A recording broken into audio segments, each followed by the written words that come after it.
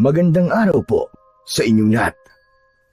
Ang kwentong inyong mapapakinggan ay tungkol sa batang si Darwin na isang pilantod mula nang siya ay isilang. Sa kabila ng kanyang kapansanan ay tumutulong pa rin siya sa malupit niyang lola na si Lola Biring. Araw-araw ay umaakyat siya sa bundok kasama ang matanda nilang kabayo na si Kalbo. At sa pagkamatay ng kabayo ni na Darwin, ay isang puting kabayo ang natagpuan niya sa bundok. May kakaibang naramdaman si Darwin sa naturang kabayo hanggang sa dumating ang mga gabi na nagsimulang matakot ang lahat ng mga tao sa kanilang baryo dahil sa pagsalakay ng isang nilalang. Ano ang kayang gawin ng isang pilantod na gaya ni Darwin upang iligtas ang kanilang baryo mula sa mga aswang? At anong tulong ang makukuha niya mula sa puting kabayo na natagpuan niya sa bundok?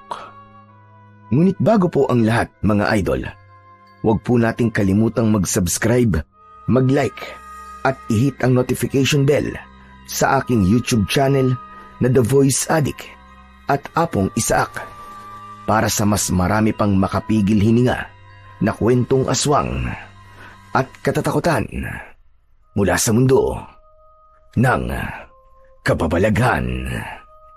Umpisahan na po natin ang kwento. Umiiyak na umuwi sa kanilang bahay ang 11 taong gulang na batang si Darwin.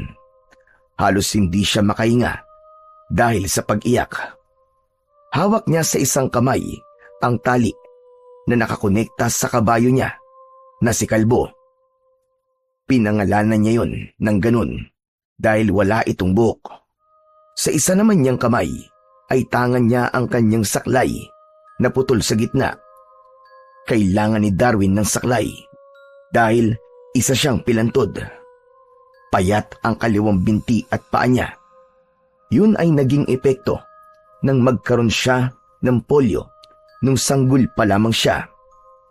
Nakita si Darwin ng kanyang Lola Biring. Imbis na maawa, ay napakunot ang noo ng matanda. Darwin, ano tumiiyak ka na naman? Hindi ba sabi ko, ayoko nang uuwi ka rito nang umiiyak? Inaway na naman po kasi ako ng mga bata. Hindi pa po sila nakontento sa panglalait sa akin. Napilantod po ako. Sinira pa po nila ang saklay ko. Bakit kasi hindi ka lumaban? Ang sabi ko sa'yo, kapag may nanunokso sa'yo ay lumaban ka. Hampasin mo ng saklay mo, hampalusin mo. Kaya ka inaapi ng mga bata rito ay dahil hindi ka lumalaban. Pero Lola, paano naman po ako lalaban sa kanila? Pilay po ang isa kong paa, tapos ang dami pa po nila. Natatakot po ako na baka kapag nilabanan ko po sila, pagtulungan po nila ako at bugbugin. Ayan, yan pa ang isang problema sa'yo. Puro ka na lamang takot, takot, takot. Walang mangyayari sa buhay mo kung puro takot ang paiiralin mo. Paano na? Kapag namatay na ako, sige, ano nang mangyayari sa'yo? Matatakot ka pa rin. Pwede po bang wag niyo na po akong pagalitan, Lola? Nasira na naman po ang saklay ko. Ayusin niyo naman po. Hindi na. Hindi ko na yan aayusin. Sawag-sawa na akong ayusin ang saklay mo na yan. Palagi na lamang nasisira. Ano po? Pero Lola, paano na po ako makakalakad kung wala po akong saklay? Pwes, masanay kang maglakad ng walang saklay. Total palagi yung sinisira ng mga bata. Kaya mas mabuti pang wag nang ayusin yung saklay mo. Mahihirapan po akong umakit sa bundok kung wala po akong saklay. Hindi ka pa marunong makaintindi. Ang sabi ko ay sanayin mo ang sarili mo na maglakad ng walang saklay. Sa kanong silbi ng kabayong yan kung hindi mo sasakyan? Pambihira kang bata ka. Sakyan mo yan kapag aakyat at bababa ka sa bundok. Napakasimple ang solusyon sa problema mo. Matuto ka ngang mag-isip At huwag mong inaasa ang lahat sa akin. Pero matanda na po kasi si Kalbo, Lola. Mahihirapan po siya kapag sumakay po ako sa kanya. Hirap na nga po siya sa pagbubuhat ng mga gulay tapos dadagdag pa po ako. Kung ang kabayong yan ang mas iisipin mo kaysa sa sarili mo, aba, bahala ka. Sige na, sige na. Ayusin mo na ang mga gulay para maibenta ko na ang mga yan. Masyado ka nagsasayang ng oras. Walang imik na sinunod ni Darwin ang utos ng kanyang lola Biring. Huminto na siya sa pag-iyak habang awang-awa siya sa kanyang sarili. Kahit nahihirapang maglakad ng walang saklay, ay pilit pa rin siyang humakbang. Ilang beses siyang nabuwal, ngunit kahit isang beses ay hindi siya tinulungan ni Lola Biring. Nakataas ang noo na pinanood siya ng matanda hanggang sa makarating siya sa likod ng bahay. Itinali ni Darwin si Kalbo sa puno ng mangga. Kinuha niya ang upuan na siyang tinutungtungan niya upang kunin ang 2 tiklis na nasa likod ng kabayo.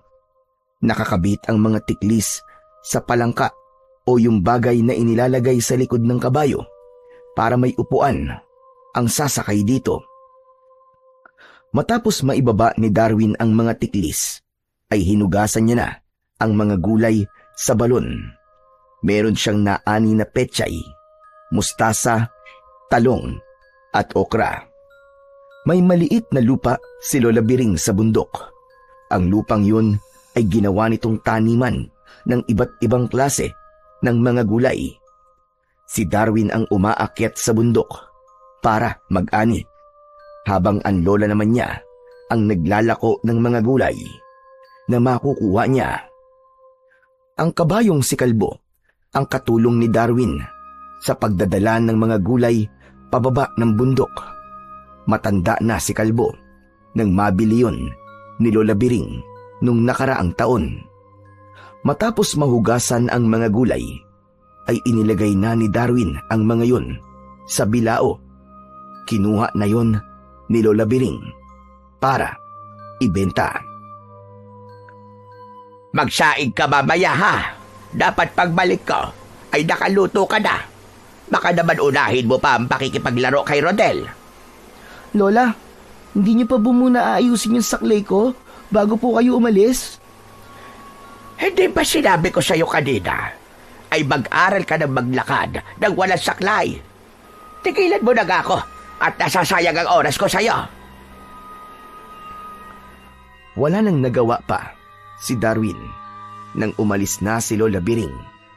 Bumalik siya sa likod ng bahay at doon ay nilapitan at kinausap niya ang kabayong si Kalbo. Kalbo, paano na kaya to? Paano na ako makakakit ng bundok? Ngayong sira na naman ang aking saklay. Ayaw naman tong ayusin ni Lola Biring. Siguro nagsawa na siya sa pag-ayos ng saklay ko kasi maraming beses na itong nasira eh. Nagulat si Darwin nang marinig niya ang malakas na pagtawag ng nag-iisa niyang kaibigan na si Rodel. Hinayaan lang niya yon hanggang si Rodel na mismo ang nagtungo sa likod ng bahay. Pagkakita nito kay Darwin, ay napanganga ito sa labis na gulat. Aba, Darwin, anong himala to? Wala ka yata saklay ngayon. Nakakalakad ka na ba? Sana nga ay nakakalakad na ako, Rodel. Kaya wala akong saklay kasi sinira na naman ni Waldo tsaka ng mga kaibigan niya. Na naman? Ano ba napapala nila sa pagsira ng saklay mo? At palagi nilang ginagawa yun. Pambihira naman sila, oo. Hindi ko rin alam sa kanila eh. Parang natutuwa kasi sila kapag nakikita nila akong nahihirapang maglakad eh. O ano? Gusto mo ba resbakan natin si Waldo? Alam mo, matagal na akong pikon sa pagbumukha nun eh.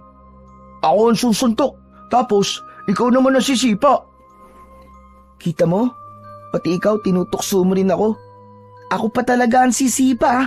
Pilantod nga ako eh. Biro lang, pinapatawa lang naman kita eh. Pero ipaayos mo na lang sa lola mo saklay mo. Hindi ba ganun naman ang ginagawa niya kapag nasisira yun? Wala na. Ayaw na ni Lola na ayusin yung saklay ko. Nagsawa na siguro siya. Ang sabi niya, sanayin ko na lang daw ang sarili ko na maglakad ng walang saklay. Alam mo, minsan may pagkasadista din yung Lola Biring mo. Paano na tayo makakapaglaro niyan? Ngayong wala ka na saklay. Ewan ko. Baka nga tama si Lola. Dapat sanayin ko na ang sarili ko na maglakad ng walang saklay. Pambihira ka, napakadali mo naman sumuko. Nasa ba saklay mo? Ako na lang mag-aayos kung ayaw ni Lola Biring. Itinuro ni Darwin kay Rodel ang kinaroroonan ng kanyang saklay. Kinuha yun ni Rodel sa silong ng kubo at napapailing nito yung tinignan. Sige. Ako nang bahala rito. Nandito pa naman ang telang tinali rito ng lola mo. Kaya madali lang tong ayusin. Kaya mong ayusin yan? Yung hindi na mapuputol? Kaya kong ayusin, pero hindi ko may papangako na hindi na mapuputol to. Ano ba tingin mo sa akin? Marunong mag-magic? Sinimulan ng ayusin ni Rodel ang putol na saklay ni Darwin. Muli nitong inikot ng mahigpit ang tali na siyang nagsosuporta sa saklay.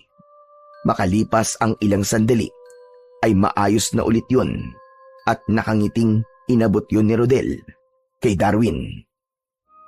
Oh, kita mo na? Maayos na ulit.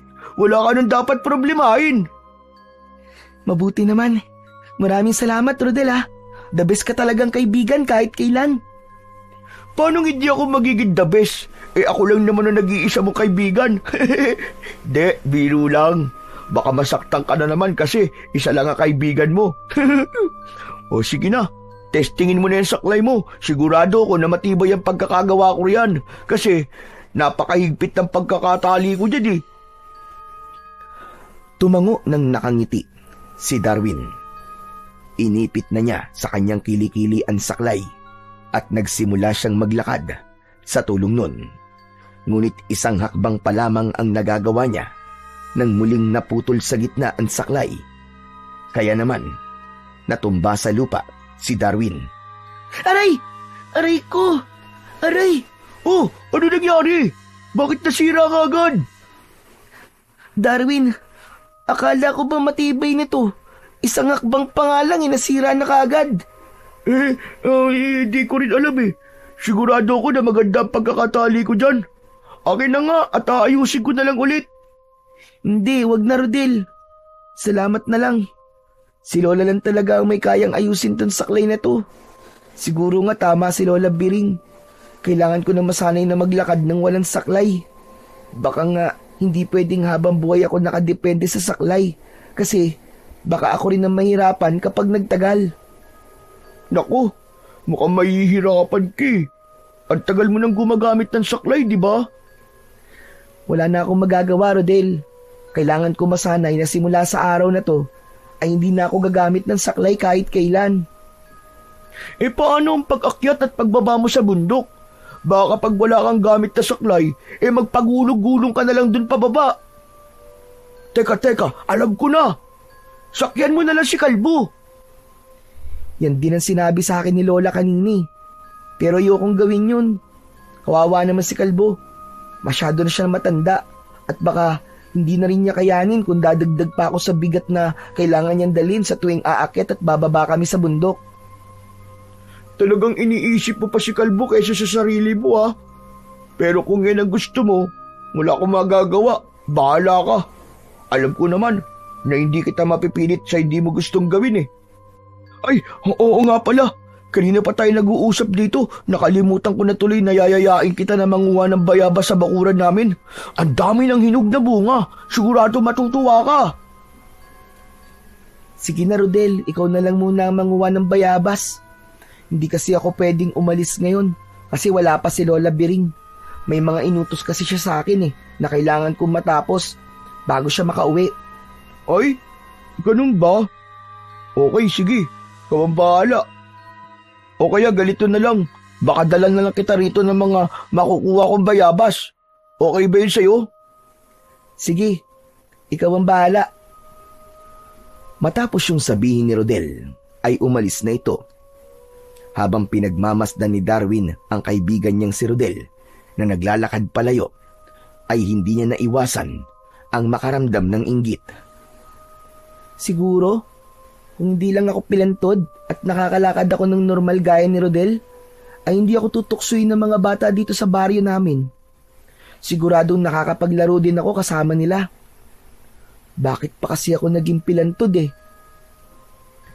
Isang malalim na paghinga ang pinakawalan ni Darwin. Sandali siyang nangarap na sana ay biglang magkaroon ng isang himala na siyang magiging daan upang maging normal na ang kanyang paglalakad. Simula nang muling nasira ang saklay ni Darwin, ay pinilit niya nang maglakad nang wala yun. Halos gumapang na siya kapag matarik na ang dinadaanan niya paakyat sa bundok. Nanginginig ang tuhod niya at pawis na pawis ang buo niyang katawan. Pinili pa rin ni Darwin na huwag sumakay kay kalbo dahil alam niyang matanda na ito at mahihirapan lang ito kung dadagdag pa siya sa bigat ng mga gulay na kailangan nilang ibaba mula sa bundok. Sa kabila ng hirap niya, walang malasakit na ipinakita si Lola Biring. Tila ba wala itong pakialam kahit nahihirapan si Darwin sa paglalakad. Kaya sa bawat araw na lumilipas ay mas lalong nararamdaman ni Darwin na mag-isa siyang lumalaban sa bigat ng kanyang kapansanan. Isang araw, kumalat sa buong baryo na may isang aswang ang umaatake roon tuwing sasapit ang dilim. Ayon sa narinig ni Darwin, ay inatake ng aswang ang isang buntis na nakatira sa dulong bahagi ng baryo. Mabuti na lang daw at nakasigaw ito, kaya nagawa itong tulungan ng ibang tao. Ang ganung kwento ay bago kay Darwin. Simula nang magkaisip siya, ay yun ang unang beses na nakarinig siya ng kwento tungkol sa isang aswang.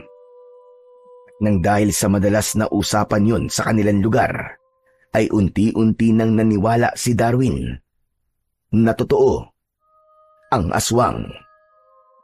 Kaya naman, habang naghahapunan, ay hindi napigilan ni Darwin na sabihin kay Lola Biring ang bagay na nagbibigay ng takot sa kanya. Lola, alam niyo na po ba na marami ng tao rito sa atin ang bumibili po ng asin? Talagang kilo-kilo po kung bumili sila. Nagkakaubusan na nga po sa palengke. At bakit naman nila ginagawa yun, Aber? Lahat ba sila ay gumagawa na ng daing o itlog na maalat? Hindi po. Pangontra daw po kasi sa aswang ang asin. Takot daw puro ng mga aswang. Lola, tayo po. Hindi po ba tayo bibili ng maraming asin? Ang sabi po ng iba, dapat daw po magsaboy ng asin sa paligid ng bahay.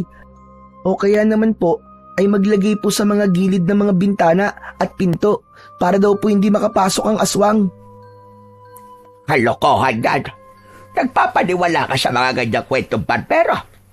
Hindi totoo ang aswang-aswang na yan. Sa tagal ko nang nakatira sa lugar na ito, kahit dulo na kuko na sinasabi nilang aswang, ay hindi pa ako nakakakita.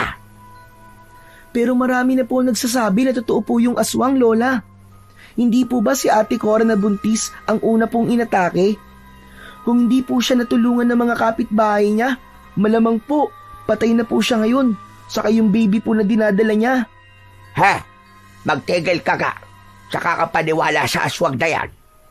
Malamang ang gawa-gawa lang yan ng kung sino walang magawa sa buhay para magkalat ng takot sa baryong to.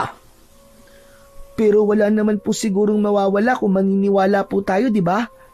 Kesa po, magsisi po tayo sa uli. Talagang magsisisi tayo sa huli kapag bumili tayo ng maraming asin tapos isasaboy at sasayangin lang natin. Alam mo ba, Darwin, kaya ka matatakutin ay dahil madali ka maniwala sa mga kwento-kwento lang. Sa akin ka maniwala dahil ako ang lola mo. Walang aswang. Hindi totoo ba kayon? Naiintindihan mo ba? Anging tango na lamang ang naisagot ni Darwin. Kahit ang totoo ay natatakot pa rin siya dahil wala silang proteksyon mula sa aswang. Naisip niya na baka biglang sumalakay sa kanilang bahay ang aswang dahil hindi sila nagsasaboy ng asin sa paligid. Sa nakalipas na araw ay mas lalong naging maingay ang kwento tungkol sa aswang.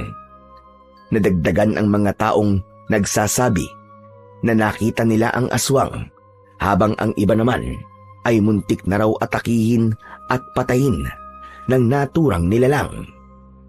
Nang dahil sa mga ganong kwento ay mas lumala ang takot ni Darwin, lalo na sa tuwing sumasapit ang gabi. Kasabay nun ay patuloy pa ring nahihirapan si Darwin sa paglalakad nang walang saklay. Naging mabagal tuloy ang pagkilos niya nang dahil doon. Madalas din siyang matumba, lalo na sa tuwing umaakyat siya sa bundok.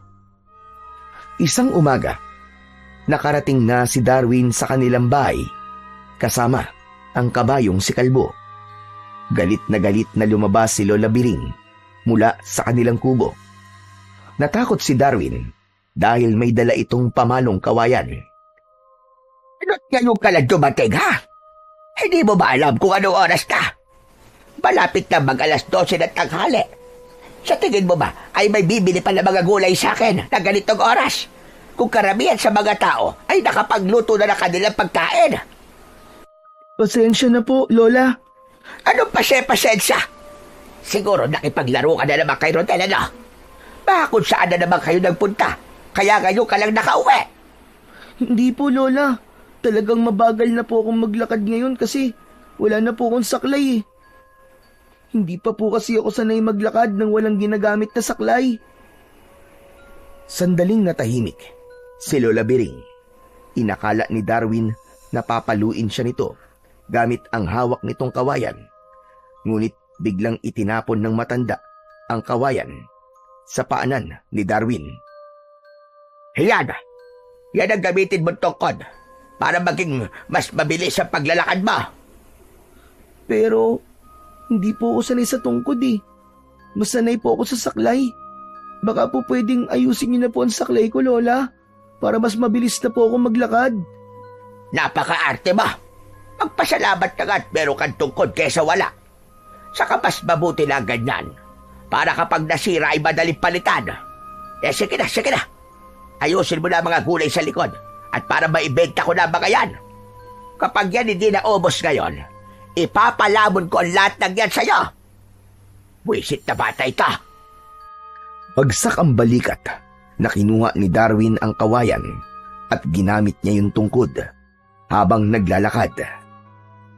Hirap pa rin siya dahil hindi yun gaya ng saklay na mas madaling nasusuportahan ang kanyang bigat. Ngunit ganun pa man, pinilit pa rin niyang gamitin ang tungkod upang hindi na siya pagilitan ni Lola Biring. Simula nang magkaisip si Darwin, ay si Lola Biring na ang kanyang kasama. Wala siyang nakilalang nanay at tatay. Ayon sa lola ni Darwin, sanggol pa lang siya nang mamatay ang kanyang mga magulang. Nagkaroon daw ng napakalakas na bagyo at tinangay ng rumaragas ang baha ang kanyang ama at ina. Walang buhay na nang matagpuan ang dalawa habang nakabaon sa putik. Kaya sabik si Darwin sa pagmamahal mula sa isang ina at ama. Kahit kailan ay hindi niya yon naramdaman. Ang bagay na yon ang dahilan kung bakit malaki ang inggit niya sa mga bata sa lugar nila na kumpleto ang pamilya. Siya kasi, kahit kasama niya si Lola Biring, ay hindi niya maramdaman na mahal siya nito. Madalas itong nakasigaw sa kanya at tila sinasadya nito na palagi siyang pahirapan. Isang umaga, bumaba si Darwin ng bundok kasama si Kalbo. Punong-puno ng mga gulay ang 2 tiklis na nakakabit sa likod ng kabayo. Ramdam ni Darwin ang hirap ng matandang kabayo dahil mas mabagal yung maglakad dahil sa dami ng dala nito. Pasensya ka na, kalbo kung marami kang dala ngayon, kung nabibigatan ka. Kailangan na kasing anihin ng mga gulay kasi baka mabulok na ang mga yun Hayaan mo, pag uwi natin ay papakainin at papainumin kita kagad. Nagpatuloy si Darwin sa paglalakad hanggang sa nakarating na sila sa mismong baryo. Agad na nilukob ng takot si Darwin. Nang humarang sa dinadaanan niya ang mga batang palaging nanunukso sa kanya. Nasa unahan ng mga yon si Waldo na palaging nangunguna sa panunukso kay Darwin. Mas lalo pa siyang natakot dahil may dalang mga bato ang mga bata. Waldo, baka pwedeng wag niyo na muna akong tuksuin ngayon Kailangan na naming makauwi ni Kalbo kasi pagod na siya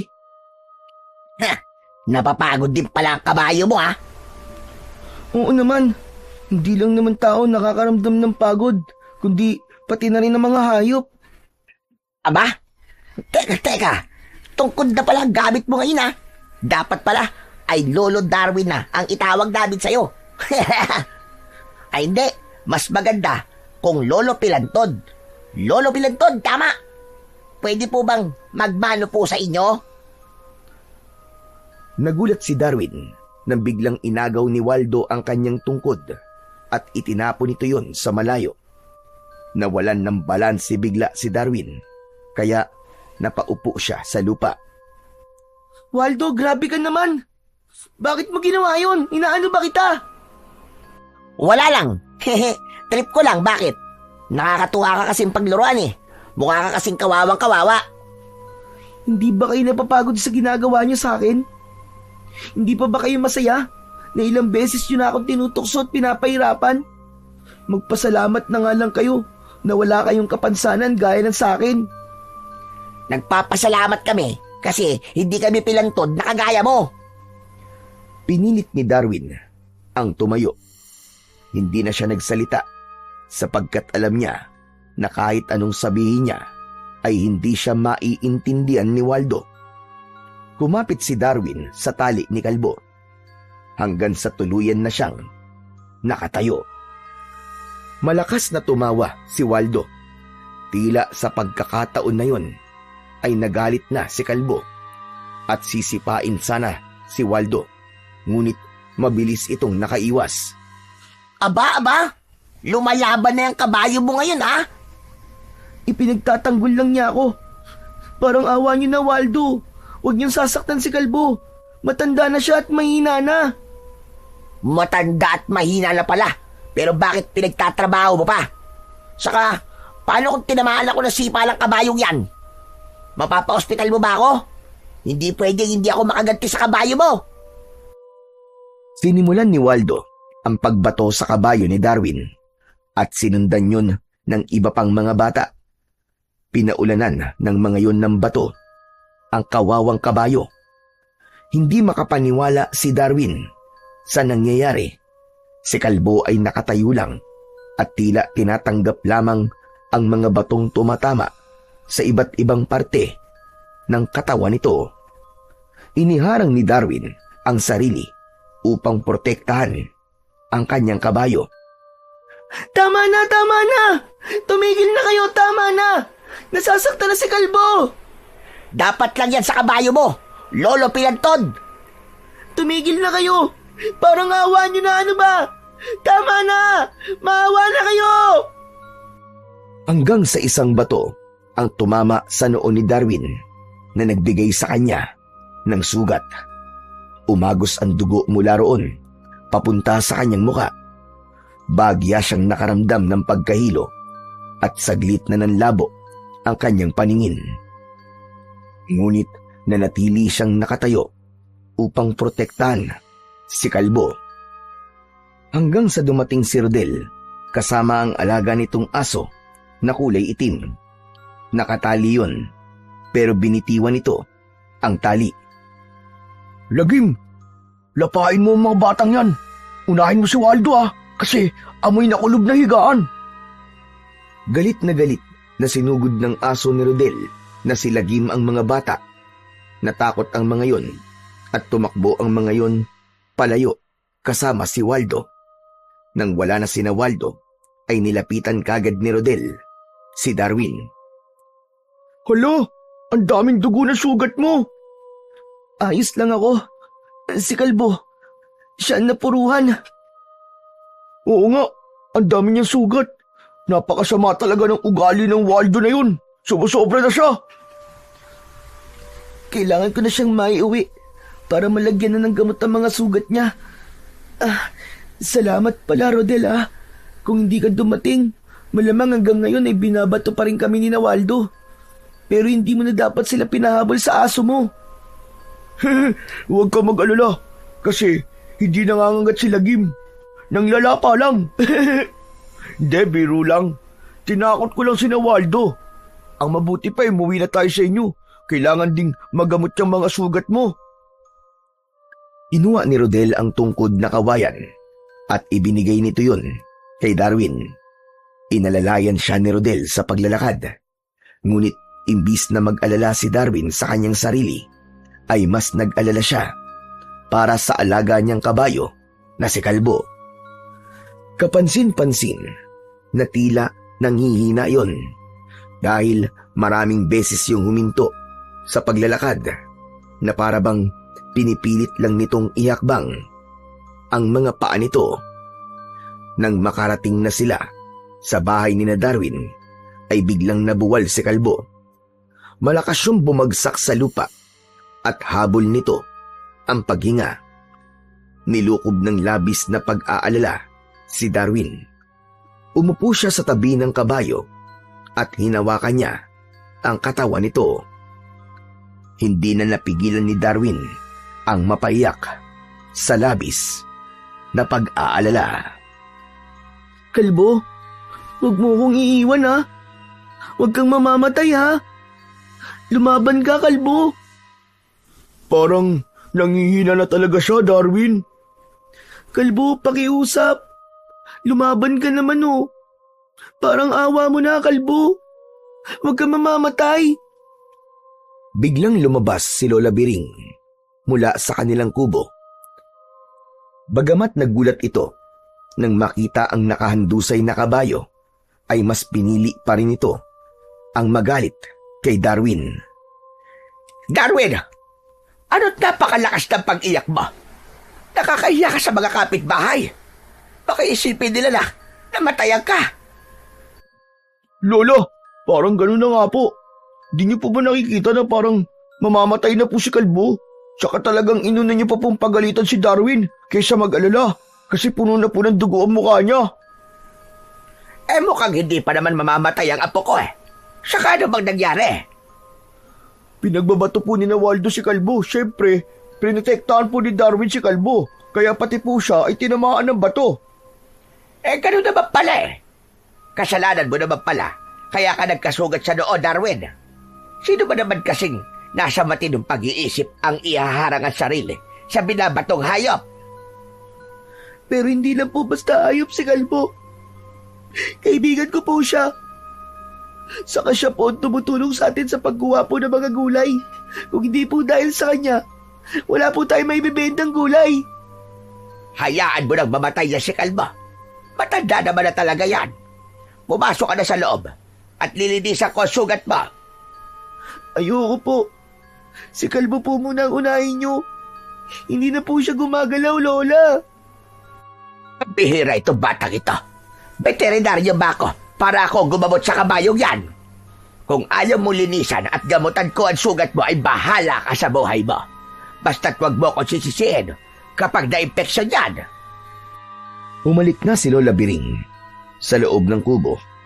Kahit konting pag-aalala mula sa matanda, ay walang naramdaman si Darwin. Patuloy sa pag-iyak si Darwin sa tabi ni Kalbo. Hindi niya alam kung ano ang gagawin niya ng sandaling yon. Para sa kanya ay hindi lang isang kabayo si Kalbo. Kaibigan ang turing niya rito at yun ang hindi naiintindihan ni Lola Biring. Sa kasamaang palad, tuluyan na ngang binawian ng buhay ang kabayong si Kalbo sa araw na yon. Ang gusto sana ni Darwin ay ilibing ang kabayo, ngunit tinutulan yon ni Lola Biring. Agad na naghanap ang matanda ng bibili ng patay na kabayo para sa karne nito, at nang makahanap ito ay ibinenta nito si Kalbo. Labis ang pagluluksa ng batang si Darwin dahil sa pagkawala ng kanyang kabayo na mahigit 3 taon niyang nakasama. Kaya naman hanggang sa hapunan ay umiiyak siya.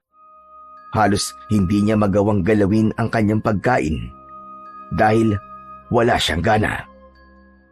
Ano ba, Darwin? Pwede ba tumigil ka na sa pag-iyak mo? Kung iiyak ka lang sa harap ng pagkain ay mas mabuti pang lumabas ka na muna. Malungkot lang po kasi ako. Kasi wala na po si Kalbo. Hayaan mo. At kapag nakakita ako ng murang kabayo, ay bibili ako kahit hulugan para matahimik ka na sa pag-iyak-iyak mo na yan. Kasi hindi ka na nakakatuwa. Hindi po mapapalitan ng kahit sinong kabayo si Kalbo, Lola. Kaibigan ko po siya. Saka dapat po ay pumayag na lang po kayo na ilibing po natin siya kesa sa ibenta. Hindi ka ba nag-iisip? Kung hindi ko binenta si Kalbo, ay di sana adobong baboy ang ulam natin ngayon. Maging practical ka nga at huwag palaging imbesyon na pinapairal mo. Oo nga pala, habang hindi pa ako nakakahanap ng bagong kabayo, ay buhatin mo na lang muna ang mga gulay. Magtiis ka muna at pansamantala lang naman yan. Pero masyado pong mabigat ng tiklis kapag puno po yun ng mga gulay. Baka hindi ko po yung kayanin. Bakit? Gusto mo bang ako pang umakyat ng bundok? Nakita mo na magmatanda na ako at mahina na ako. Ako pa nagtitinda ng mga gulay. Hindi pwedeng ako lang ang lahat ng kikilos dito. Aba, hindi tayo mabubuhay pag nagkataon. Sige po. Kakayanin ko na lang po. Kahit mahirap. Ayan, ganyan na. Ganyan ka dapat mag-isip. Kahit mahirap, kailangan mo kayanin. Sige na, kumain ka na. At ayoko nang makikitang umiiyak ka. Pinilit ni Darwin na kumain kahit wala siyang gana. Pinigilan niya ang pagpatak ng kanyang mga luha upang hindi na siya pagalitan ni Lola Biring. Sa mga sumunod na araw, ay nilabanan ni Darwin ang lungkot sa pagkawala ni Kalbo. Alam niya na hindi siya maaaring magpatalo sa lungkot dahil siya rin ang mahihirapan at maaapektuhan. Simulan nang wala na silang kabayo, ay nahirapan na siya ng gusto sa pagbababa ng mga gulay mula sa bundok. Maraming beses niyang inisip na sumuko, ngunit alam niya na walang lugar ang pagsuko sa buhay, lalo na't mapapagalitan siya ni Lola Biring sa sandaling magreklamo siya o maglabas ng hinaing dito. Isang araw, habang hila ni Darwin ang isang tiklis na puno ng mga gulay, ay lumapit si Rodel sa kanya. Agad siya nitong tinulungan dahil nakita nitong hirap na siya. Hanggang ngayon ba ay wala pa rin kayo nakukuha ang bagong kabayo? Wala pa rin, Rodel eh. Ang sabi ni Lola ay maghanap siya ng kabayo na hulugan. Pero hanggang ngayon, wala pa siyang nahahanap. Kawawa ka naman pala. Ibig sabihin, ikaw na mismo nagbababa ng mga gulay mula sa bundok? Hindi ba naaawa si Lola Biring sa'yo? Buti sana kung hindi ka pilantod, tapos ang payat-payat mo pa. Paano? Wala rin kasi pwedeng gumawa ng ginagawa ko. Matanda na si Lola at mahihirapan na siyang bumaba ng bundok kung may dala siyang mga gulay. Mabigat to eh. Ayos na rin to, para hindi na mahirapan si Lola. Kung may malaki lang sana akong maitutulong sa'yo. Kung may pera lang sana ako, binilhan na kita ng kabayo eh. Yung medyo bata pa, para malakas. Ano ka ba, Rodel? Malaki na kaya ang naitutulong mo sa akin? lalo na nung ipinagtanggol mo kami ni Kalbo kina Waldo.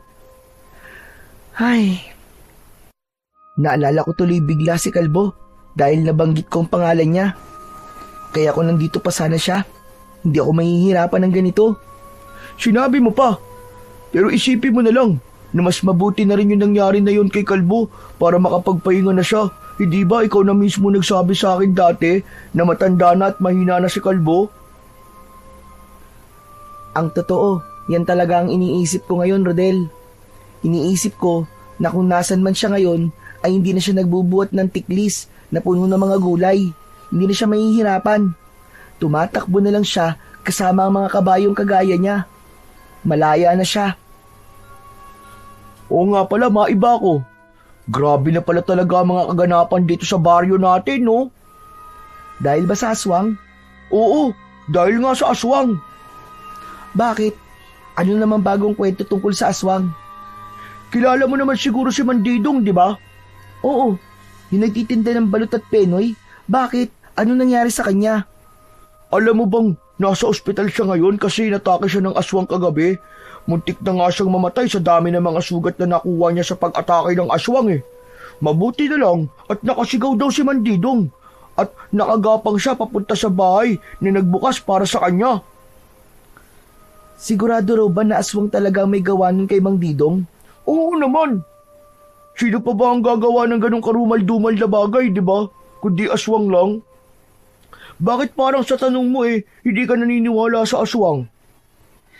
Sabi kasi ni Lola, wag daw ako maniniwala sa aswang kasi hindi naman daw yun totoo. Anong hindi totoo? Sa dami ng nakakita sa aswang at may ilan na ring nabiktima, hindi pa rin siya naniniwala. Pambihira naman yan, Lola mo. Ewan ko ba? Saka na lang siguro ako maniniwala kapag nakita ko na mismo yung aswang na yun. Naku, Darwin, wag mo nang pangarapin na makita mo yung aswang. Kasi malamang kapag nakita mo yun, ay papatayin at kakainin ka niya. Buti sana kung mabilis kang makatakbo. Alam mo naman, kapag hinabol ka ng aswang, ay madali ka niyang maaabutan. Ayoko na lang sabihin kung bakit. Oo na, alam ko na yun. Kasi pilantod ako. Hindi mo na kailangan sabihin sa akin. Ayoko nga sabihin kasi nga baka isipin mo na tinutukso kita. Hindi naman. Ayos lang naman, Rodel, kapag ikaw ang nagsasabi na pilantod ako. Alam ko naman na hindi panunukso ang intensyon mo kapag sinasabi mong pilantod o pilay ako. Mabuti naman. Hindi naman talaga kita tutuksuin kasi masyado na akong masama kung dadagdag pa ba ako kina Waldo, di ba? Oh, nandito na pala tayo sa bahay namin. Maraming salamat sa pagtulong sa akin, Rodel. Sus, ayos lang yun. Basta kapag nakita ulit kita, tutulungan kita. O sige, uuwi na ako at baka hinahanap na ako ng nanay ko eh. Bye, Darwin! Sige, Rodel. Ingat ka. Nang umalis na si Rodel, ay napangiti si Darwin. Masasabi niya na mapalad pa rin siya dahil may kaibigan siyang kagaya ni Rodel.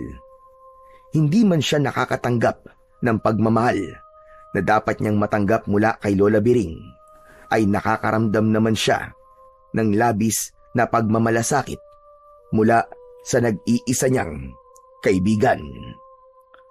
Nang mga sumunod na araw, ay patuloy na nahirapan si Darwin, lalo na sa tuwing bumababa siya ng bundok dahil sa may dala na siyang tiklis na puno ng mga gulay. Dumagdag pa sa pagpapahirap na yun ang madalas na panunukso ni Waldo sa kanya. Kaya naman, mas lalo niyang pinatatag ang kanyang pagtitimpi at pagiging bingi sa mga panunuksong naririnig niya. Mas lalo ding tumindi ang takot ng mga tao sa kanilang baryo dahil sa isang bangkay ng babae ang natagpuan sa masukal na bahagi ng baryo. Wakwak ang tiyan ng babae at puno yun ng mga kagat at kalmot sa iba't ibang parte ng katawan. Ang unang pumasok sa isip ng mga tao ay aswang ang pumaslang sa naturang babae. Isang umaga, habang pinanonood ni Darwin si Lola Biring na inaayos ang mga gulay na ilalako nito, ay ipinahayag niya ang kanyang nararamdaman na takot. Lola, may natagpuan po palang bangkay ng babae dito sa atin. Grabe daw po yung pagkakapatay dun sa babae. Wakwak daw po yung tiyan. Sabi po ng mga tao, aswang daw pong may kagagawan nun. Hindi po kaya totoong may aswang na po dito sa atin, Lola? Baka po kailangan na po nating maniwala at gayahin na po natin ang ginagawa ng mga tao na nagsasaboy po ng asin sa paligid po ng bahay nila. Ayak ka na naman sa aswang-aswang na yan. Malamang, adik lang ang may gawa noon at hindi isang aswang. Palibasa, hindi nila nahuli yung totoong pumatay doon sa babae. Kaya sa aswang nila, isinisisi ang lahat. Lola, baka lang po kasi totoo po yung aswang eh. Gaya po kasi ng sinabi ko dati, mas maganda po kung maging handa na po tayo kaysa po magsisi tayo sa huli. Tumigil ka nga. Tigilan mo na ako sa kakaaswang-aswang mo na yan. Natutulog na ang tega ko sa'yo. Ang bihirang bata ito. Oo nga pala. Hindi na ako bibili ng kabayo. Po? Pero bakit po, Lola? Akala ko po ba'y naghahanap po kayo ng kapalit ni Kalbo? Naghanap naman ako. At may mga nakita ko nagbebenta ng kabayo. Pero ayaw nila lang hulugan. Ang gusto nila ay buo kong babayaran yung kabayo nila. Wala naman tayong malaking pera. Kaya naisip ko na wag na lamang bumili. Lola, paano po ako? Ang ibig niyo po bang sabihin ako na lang po talaga magbababa ng mga gulay mula po sa bundok? Ganun na nga. Kaya mo yan. Diba, ilang araw mo nang ginagawa at saka mukhang nasasanay ka na. Sa totoo lang po, hirap na po ako, Lola. Alam niyo naman po na pilay po ako eh.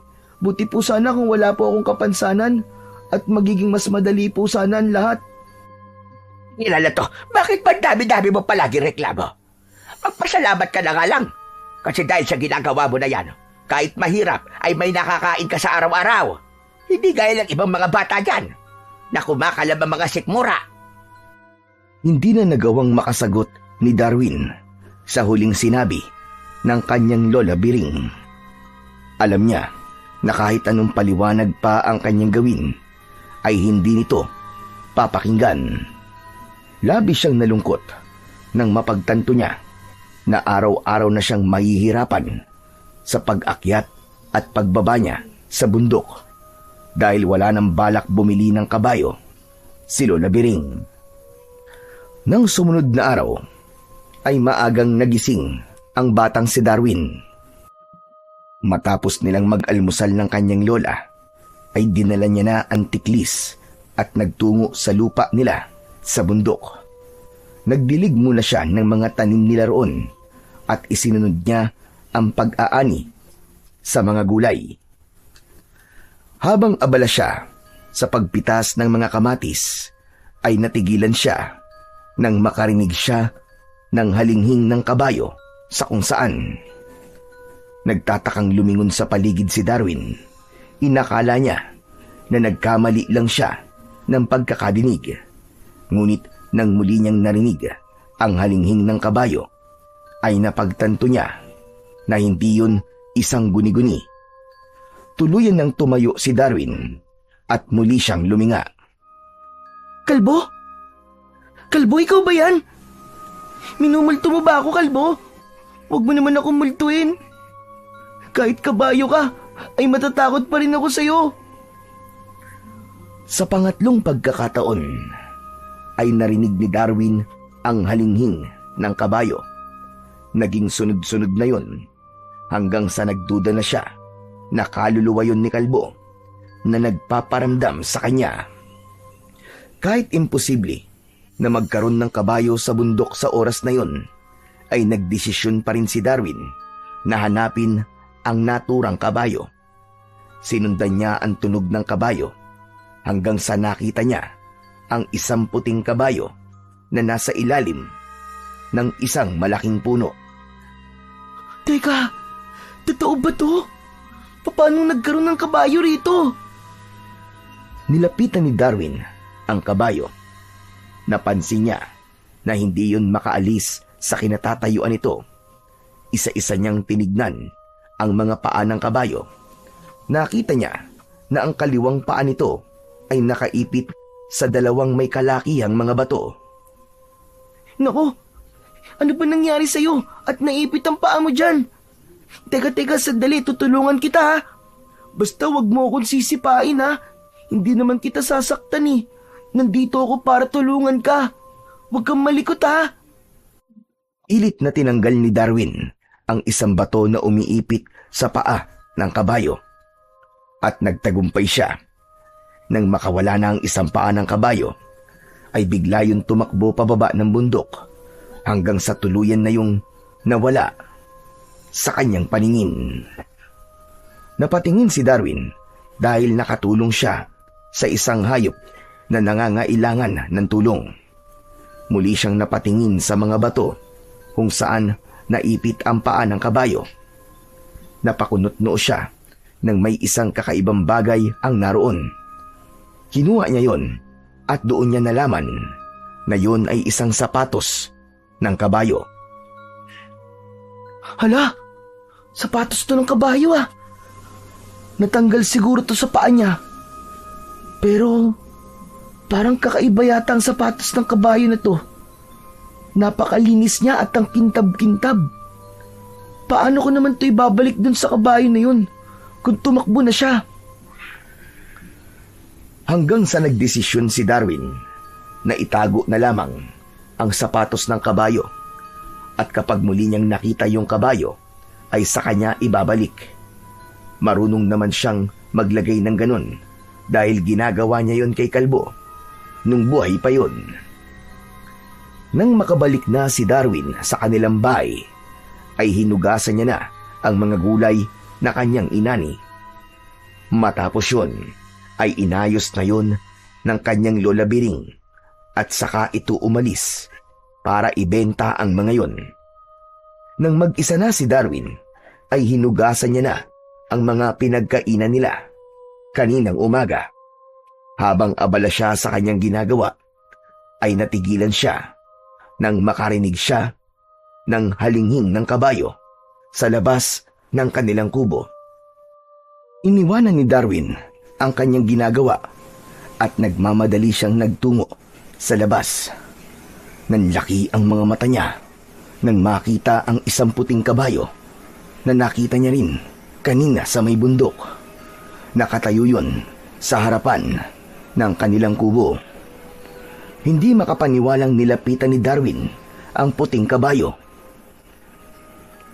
Anong ginagawa mo rito? Paano mo nalaman kung saan ako nakatira?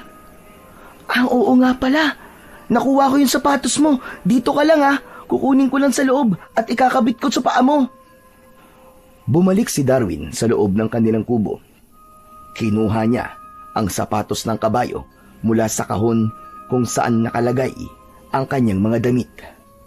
Binalikan niya ang puting kabayo. Una niyang tinignan ang kaliwang paa nito sa hulihan. Pero nagtaka siya dahil meron itong sapatos doon. Isa-isa niyang tinignan ang iba pang paa ng kabayo at lahat yon ay merong sapatos. Napakamot sa likod ng ulo ang batang si Darwin dahil sa labis na pagtataka. Ang bihira. Paano nangyari yun? Sa iba talaga tong sapatos na to? Bakit kumpleto ang sapatos sa mga paa mo? Kung hindi to sa'yo, kanino tong sapatos na to? Humalinghing ang kabayo na parabang may nais itong sabihin sa kanya. Tinignan ni Darwin ang kabayo sa mga mata at sa kanya hinaplos ang mukha nito.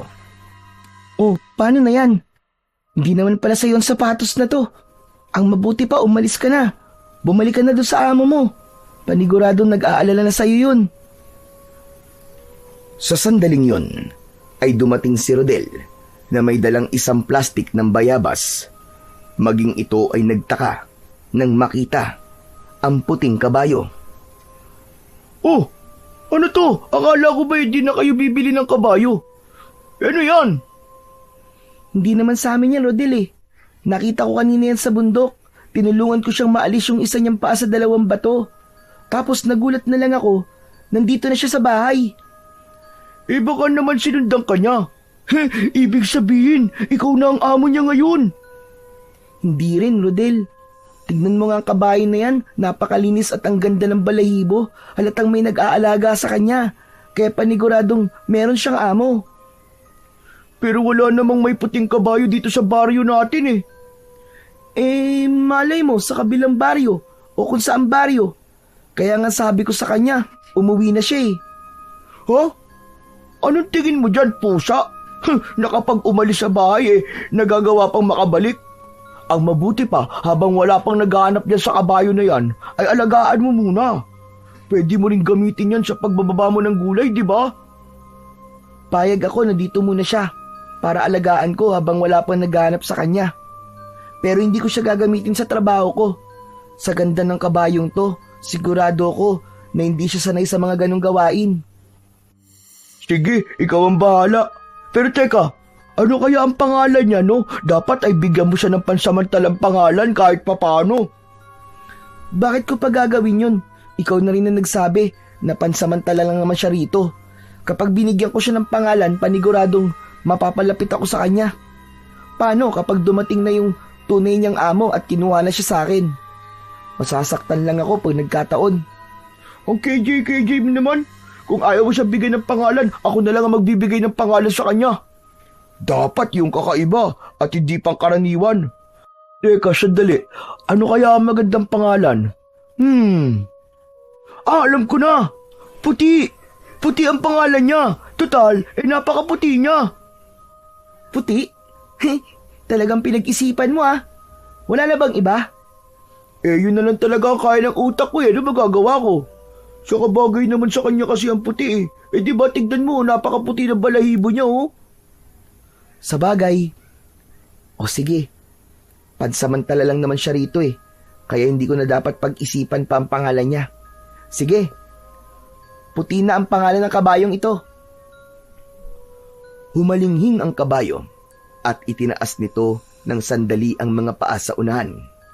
Natawa sina Darwin at Rodel dahil tila sumang-ayon ang kabayo sa pangalang ibinigay dito ni Rodel. Oh, kita mo na, mukhang nagustuhan ni Puti ang pangalang ibinigay ko sa kanya. Napatalon siya sa tuwa Hindi maintindihan ni Darwin, pero habang nakatingin siya sa kabayong si Puti, ay parabang napakatagal niya na itong kasama. Magaan ang loob niya sa kabayo at alam niya na ganun din ito sa kanya. Ngunit ang kasiyahan niya ay biglang nawala nang pumasok sa isipan niya si Lola Biring. Hindi niya kasi alam kung ano ang magiging reaksyon ng lola niya kapag nakita nito ang kabayong si Puti. Habang hinihintay ni Darwin ang pagdating ni Lola Biring, ay walang pagsidlan ang kanyang kabang nararamdaman. Kahit inisip niya na magiging positibo ang reaksyon ng kanyang lola, ay hindi pa rin niya maalis ang kaba sa dibdib niya. Nang sumapit na ang 12:00 ng tanghali, ay nagsimula ng maghain ng pagkain si Darwin. Alam niya na anumang oras ay darating na si Lola Biring sa kanila. Hanggang sa narinig na niya ang malakas na pagtawag ng lola niya mula sa labas ng kanilang bahay. Mabilis na kinuha ni Darwin ang kanyang tungkod, nakawayan at saka siya lumabas. Darwin! Kanino kabayo ito? Bakit nandito to sa bakura natin? Lola, hindi ko rin po alam kung kanino yan Nakita ko po siya kanina sa bundok. Tapos, nung nakaalis na po kayo, ay nakita ko na lang po siya dyan. Nagtataka nga po ako kung paano niya po ako nasundan dito sa bahay natin Nako, paniguradong merong may-ari ng kabayong yan. Hindi mo makilala kung kanino yan. Hindi nga po, Lola. Ang sabi po ni Rodel ay wala naman daw pong may puting kabayo dito sa baryo natin. Kaya baka nasa ibang baryo po ang may-ari ng kabayo na yan. Pinangalanan pa nga po ni Rodel na puti ang kabayo na yan, Lola. Puti? Abay bagay naman kasi yun sa kulay niya. Ang mabuti pa ay ilagay mo na yan sa likod ng bahay natin para walang makakita sa kabayo na yan. Ano po? Bakit ayaw niyo pong makita yan ng ibang tao? Ang ayaw kong makakita dyan ay ang may-ari sa kabayong yan. Hindi dapat yan makita ng amo niya. Ayaw ang nakakita sa kanya. Kaya sa atin na yan ngayon. Kaya kapag may naghanap ng puting kabayo dito, ang sasabihin mo ay wala kang nakita. Pero Lola, mali pong naiisip niyong gawin. Baka po karmahin po tayo pag nanakaw po yun eh. Talagang iniisip mo pa, karma. Ang isipin mo ay may magagamit ka na sa pagbaba ng mga gulay mula sa bundok. Ayaw mo ba nun? Hindi ka na mahihirapan. Hindi ba yan ang inireklamo mo sa akin nung nakaraan? Hindi na nga po natin siya ibabalik sa totoo niyang amo tapos pagtatrabahuhin pa po natin siya. Sa impyerno na po ang punta natin yan kapag namatay po tayo, Lola. Tumigil ka, bata ka. Kung hindi pa baya ang may-ari ng kabayong yan, abay hindi yan mapupunta sa atin, hindi yan mawawala. Tayo ang nakakita dyan. Kaya sa atin na yan, tapos. Ang gusto ko ay gamitin mo yan sa pagbababa ng mga gulay mo mula sa bundok para maging mabilis ang pagdala mo rito ng gulay. Hindi mo ba napapansin na simula lang mamatay si Kalbo ay tanghali na akong nakakapagtinda at palaging maraming natitira sa mga gulay?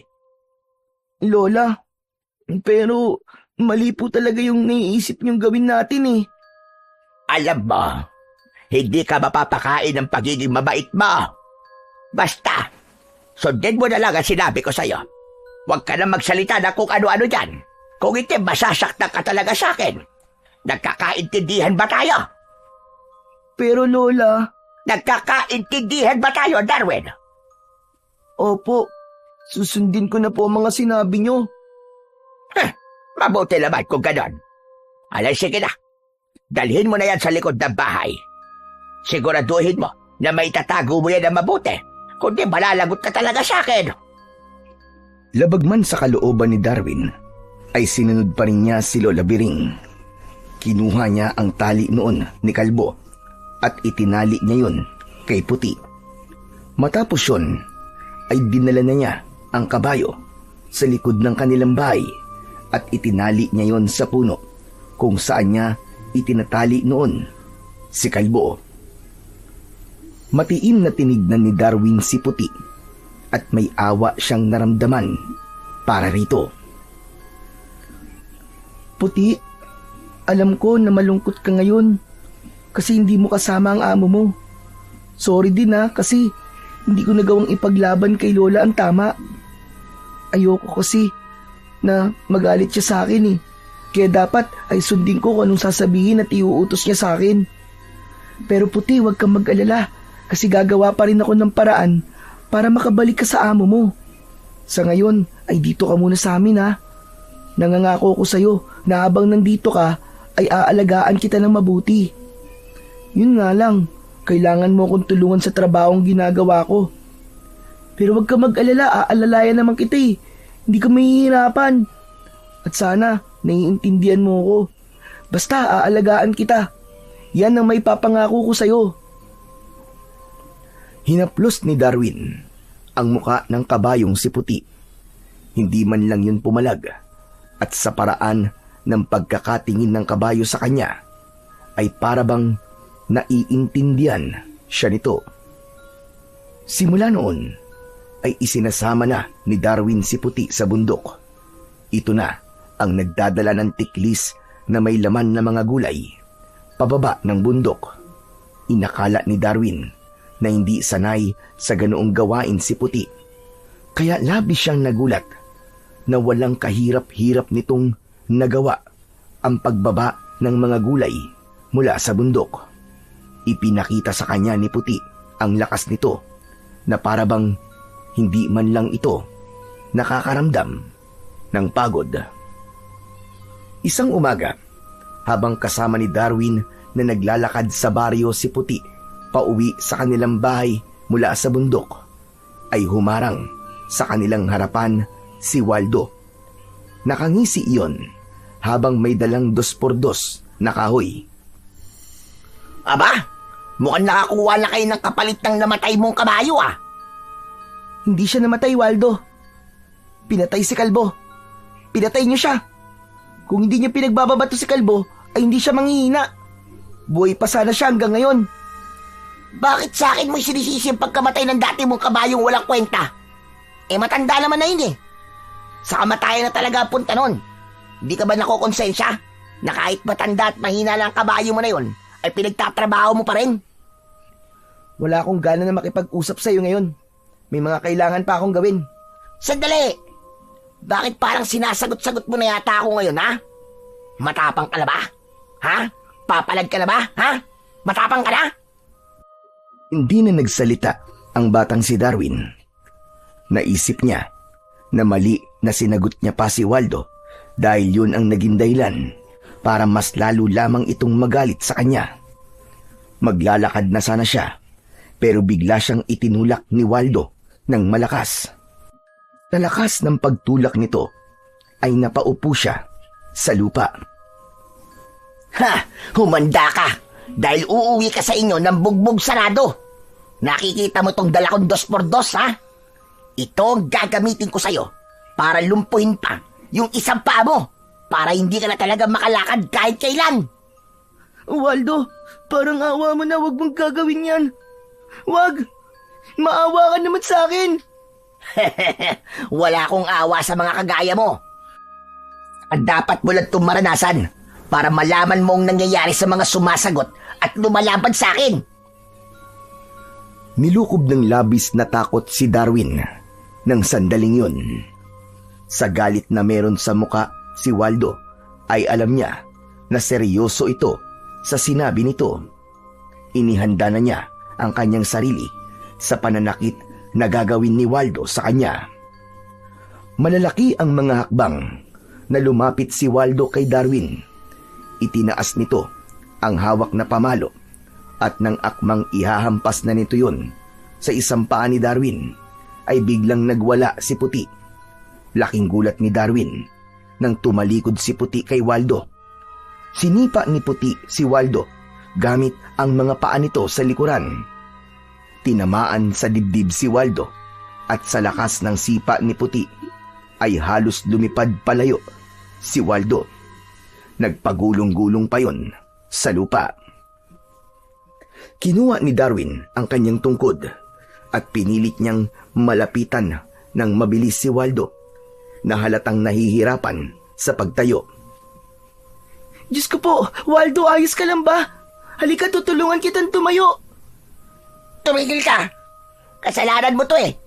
Inutusan mo ang kabayo mo na sipain ako. Aray ko! Ha? Hindi ko siya inutusan, ha? Nakita mo naman na wala akong sinabi kay Puti para sipain ka niya. Ginawa niya yon nang walang nag-uutos sa kanya. Hindi! Ikaw ang nag-utos sa kabayo mong yan. Malamang ay sinenyasa mo siya. Paano ko naman gagawin yun? Wala pa ang 1 linggo na nasa amin si Puti. Sa tingin mo ba ay matuturuan ko kaagad siya na gawin niya yon sa pamamagitan ng senyas lang? Basta. Umanda kayo sa akin ang kabayo mo. Uunahin ko ang kabayo mo. Tapos, isusunod kita. Pinulot ni Waldo ang pamalo nito at pinilit nitong tumayo. Kahit nahihirapang maglakad si Waldo, ay lumapit pa rin ito kay Puti. Kinabahan si Darwin dahil bumalik sa alaala niya nung pinagbabato ni Waldo si Kalbo. Ang unang pumasok sa isip niya ay baka mamatay din si Puti nang dahil kay Waldo. Ngunit tila naramdaman ni Puti ang balak gawin ni Waldo, kaya mabilis itong tumakbo pasugod kay Waldo. Biglang natakot si Waldo at nagsisisigaw itong tumakbo palayo kay Puti. Puti! Puti, tama na! Tama na, Puti! Bumalik ka na rito!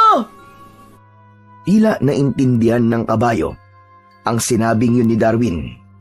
Huminto kagad si Puti sa paghabol kay Waldo at bumalik yun sa tabi ni Darwin. Hindi siya makapaniwala habang nakatingin sa kabayo. Puti, hindi mo dapat ginawa yun. Paano kung napatay mo si Waldo? Baka makulong tayong dalawa pag nagkataon. Humalinghing ang kabayo na parabang tutol yun sa sinabi ni Darwin. Tila sinabi nito na dapat lang kay Waldo ang ginawa nito Hindi na rin nagtagal doon sina Darwin at hinilan niya na si Puti pauwi sa kanilang bahay. Nang dahil sa ginawa ni Puti kay Waldo, ay naisip ni Darwin na matalinong kabayo si Puti. Malakas ang pakiramdam niya na ginawa yun ni Puti dahil nais siya nitong ipagtanggol mula kay Waldo. Tila natakot naman si Waldo sa ginawa rito ni Puti dahil napansin ni Darwin na hindi na siya nito muling tinukso kahit pa nakikita siya nito. Kapag makakasalubong niya si Waldo ay ito na ang umiiwas, lalo na kapag kasama niya ang kanyang kabayo. Dahil wala pa rin naghahanap kay Puti, ay nanatili ito sa pangangalaga ng batang si Darwin. Nasanay na rin siya na kasama niya ang kabayo sa pag-akyat at pagbaba sa bundok. Isang gabi, habang mahimbing na natutulog sina Darwin at Lola Biring, ay nagising si Darwin nang marinig niya ang paulit-ulit na halinghing ni Puti sa labas ng kanilang bahay. Ang unang pumasok sa isip niya ay baka may kung anong hindi magandang nangyayari sa kabayo, kaya pinuntahan niya ito sa likod ng kanilang bahay. Medyo kinabahan si Darwin nang makita niya si Puti na diretsyong nakatingin sa kanya. May pag-aalinlangan siyang lumapit sa kabayo. Puti, bakit ang ingay mo? May problema ba? Saka hindi ka pwedeng mag-ingay ng ganitong oras kasi magagalit si Lola Biring kapag nagising siya. Baka mamaya saktan ka pa dun eh. Ngunit labis ang pagkagimbal ni Darwin nang biglang nagliwanag ng bagya ang buong katawan ni Puti. Matapos yun, ay unti-unting nagbago ang anyo nito. Mula sa pagiging puting kabayo, ay nagkaroon ito ng mabalahibong katawan ng isang tao. Malaki ang katawan nito at nakasuot ito ng bag na yari sa balat ng isang hayop. Ngunit mas lalo siyang nagimbal dahil ang mga paa nito at ang ulo nito ay nanatiling sa kabayo. Sisigaw sana si Darwin, ngunit biglang dumilim ng gusto ang buong paligid. Tila nasa isang napakalawak siyang lugar kung saan walang hanggan ang kadiliman. Ang tanging nakikita niya ay ang kanyang sarili at ang kakaibang nilalang sa kanyang harapan. Huwag kang matakot, Darwin. Hindi kita sasaktan. Ako si Lukman at isa kong tikbalang na naninirahan sa bundok. Tikbalang? Hindi. Hindi ito totoo. Nananaginip lang ako. Hindi ka nananaginip. Ang nangyayari ngayon ay totoo. Mamang tikbalang ay Lukman. Kung may nagawa man po akong masama sa inyo, patawarin niyo na po ako. Sabihin niyo po ang pagkakamali ko para hindi ko na po inuulitin. Wala kang nagawang pagkakamali sa akin at sa bundok. Wala ko ito para bigyan ka ng kaparusahan. Ang totoo nga yan ay natutuwa ko sa kabutihan ng iyong puso. Nagagalak ako na may mga tao pa palang kagaya mo na matulungin at may respeto sa lahat. May buhay man o wala. At nahahabag din ako sa iyo. Sa kabila ng iyong kapansanan, ay nagagawa mo pa rin tulungan ang iyong lola. Naaawa ako dahil kahit alam ng mga taong nakapaligid sa iyo na may kapansanan ka, ay sinasaktan at tinutukso ka pa rin nila. Matapos yung sabihin ng tikbalang na si Lukman, ay unti-unti nang gumaan ang pakiramdam ni Darwin. Naramdaman niya kasi ang sinseridad sa bawat salitang binibitiwan nito. Mga salita na noon lamang niya narinig at mula pa sa isang kakaibang nilalang. Maraming salamat po sa inyong malasakit. Pero ganun nga po talaga siguro kapag may kapansanan po ang isang tao. tampulan po siya palagi ng tukso. Ngunit, hindi dapat ganoon, Darwin. Hindi dahilan ang kapansanan ng isang nilalang upang makaranas siya ng panunukso mula sa iba. Kaya naisip ko na karapat-dapat kang handugan ng isang gantimpala. Ha? Ano pong gantimpala? Ginto po ba? Mga alahas? Hindi ko po tatanggihan ng mga yun kasi paniguradong magiging mayaman na po kami ni Lola. Higit pa sa ginto at alahas ang aking ibibigay sa iyo. Nasa iyo pa rin ba yung sapatos ng kabayo na nakita mo nung tinulungan mo ko sa bundok? Opo. Tinago ko po yun eh. Akala ko nga po sa inyo yun, pero tinignan ko po ang mga paa nyo kaso kumpleto naman po ang mga sapatos nyo eh. Kunin mo ang bagay na yun at dalhin mo rito. Matapos yung sabihin ng tikbalang na si Lukban, ay bumalik na sa normal ang kadiliman sa paligid. Nagawa na ni Darwin na bumalik sa loob ng kanilang bahay. Kinuha niya ang sapatos ng kabayo at agad niyang binalikan ang tikbalang. Ito na po! Ito na po yung sapatos ng kabayo na sinasabi nyo.